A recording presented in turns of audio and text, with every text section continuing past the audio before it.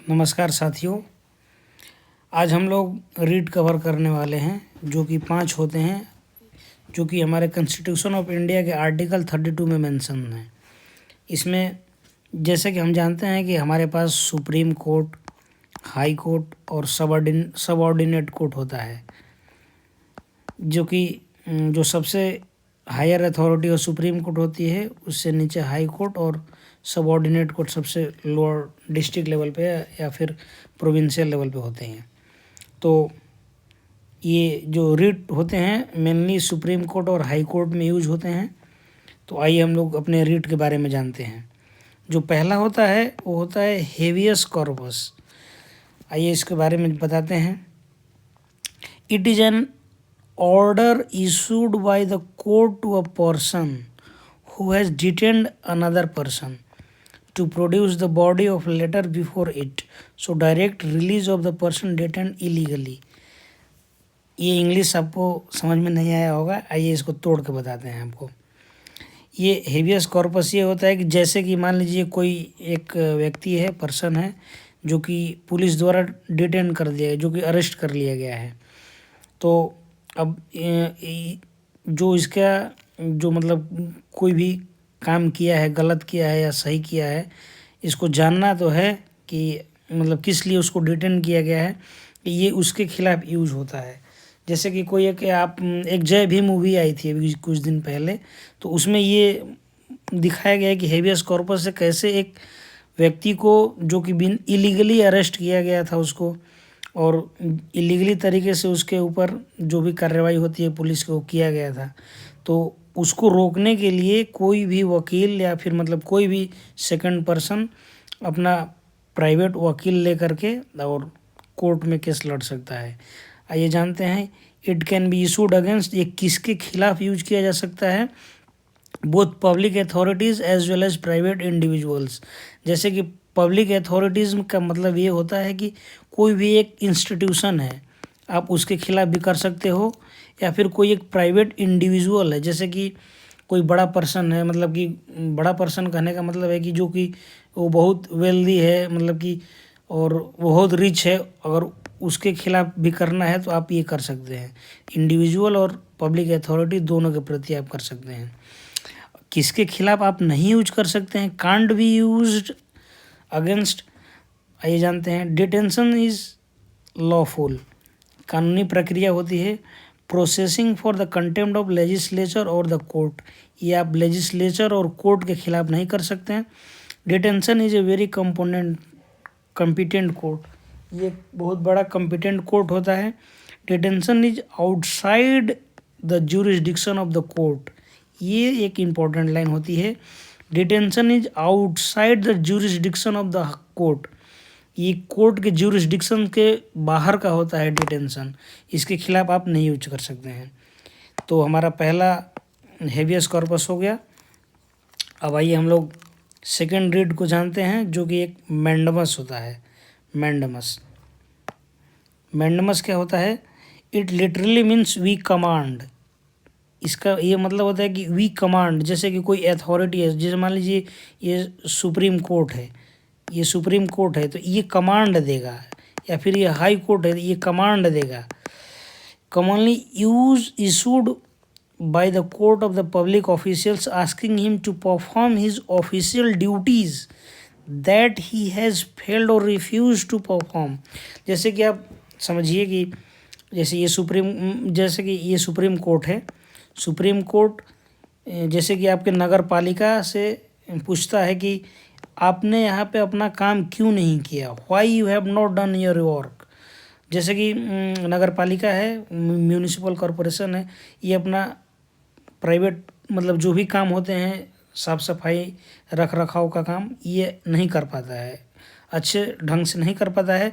तो आप इसके खिलाफ जैसे कि आप कोर्ट में जाएंगे तो कोर्ट इनसे पूछेगा कि why you have not done your work, क्योंकि आप एक गवर्नमेंटेड इंस्टीट्यूशन है, तो ये अधिकार बनता है कि क्यों नहीं क्यों नहीं कर रहे हो आप अपना काम। ये मैंडमस के प्रति हम लोग जान पाते हैं। आइए जानते हैं कि कैन बी यूज्ड मतलब इशूड अगेंस्ट किसके खिलाफ किया जा सकता है? एनी पब्लिक बॉडी, जैसे कोई भी पब्लिक बॉडी हुई, कोई भी कॉरपोरेशन हुआ, एन इन्फीरियर कोर्ट जो ट्रिब्यूनल कोर्ट होता है, जो छोटे छोटे कोर्ट होते हैं, जैसे कि एक मान लीजिए कि उत्तर प्रदेश में कोई एक छोटा सा डिस्ट्रिक्ट है और उसका कोर्ट है, मतलब कि छोटे से डिस्ट्रिक्ट का कोर्ट है, तो अगर वो अपना काम ढंग से नहीं कर रहा है तो हाई कोर्ट जो कि इलाहाबाद हाई कोर्ट है या फिर सुप्रीम कोर्ट है, ये इनको ऑर्डर दे सकती है कि why you have not done your work, तो इसके खिलाफ यूज हो सकता है। किसके खिलाफ नहीं यूज किया जा सकता है? प्राइवेट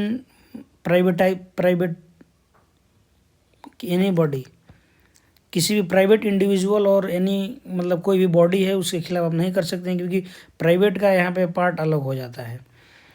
आइए जानते हैं।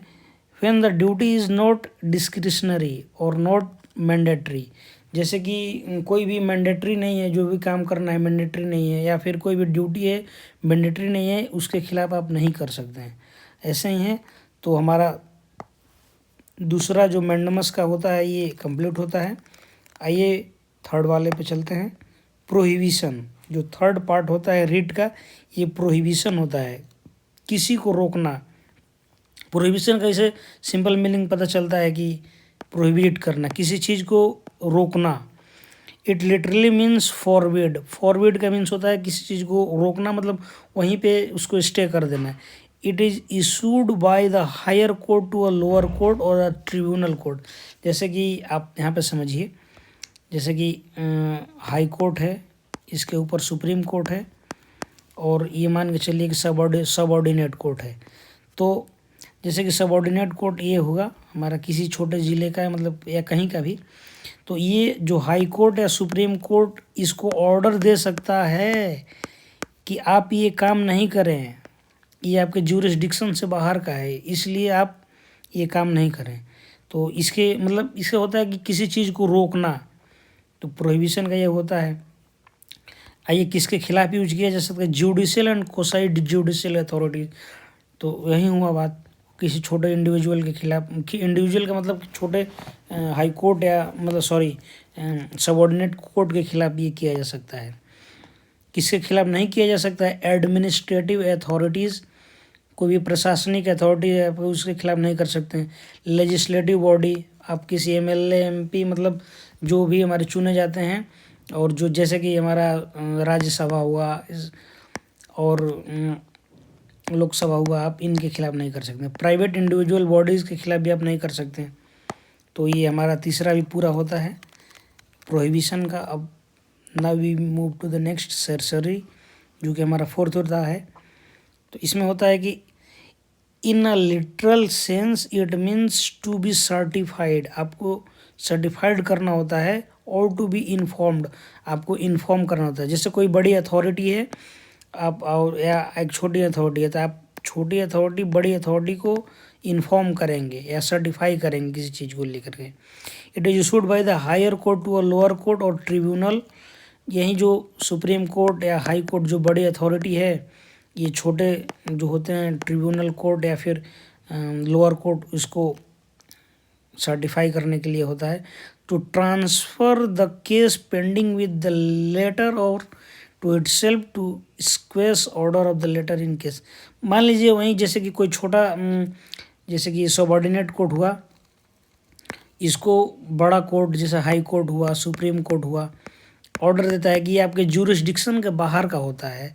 जैसे कि कोई भी केस चला गया जो कि सबऑर्डिनेट कोर्ट में, जैसे कि कोई भी कॉन्स्टिट्यूशन के खिलाफ चला गया, मतलब कोई भी बिल के खिलाफ चला गया, तो ये इनकी ज्यूरिसडिक्शन के बाहर के होते हैं।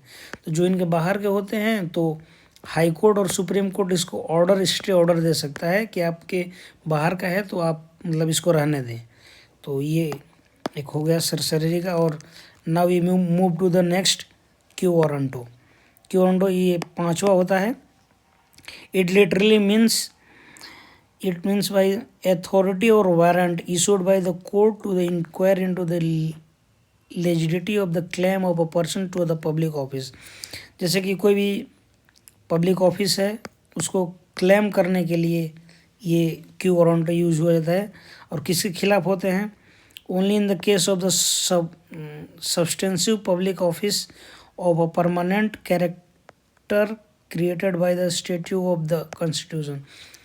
वही चीज़ होता है कि जो नीचे वाली बॉडी होती हैं उनके खिलाफ लीगल तरीके से इसको क्यू वारंटों के थ्रू यूज किया जाता है। किसके खिलाफ नहीं होता है? मिनिस्ट्रियल ऑफिस और द प्राइवेट ऑफिस।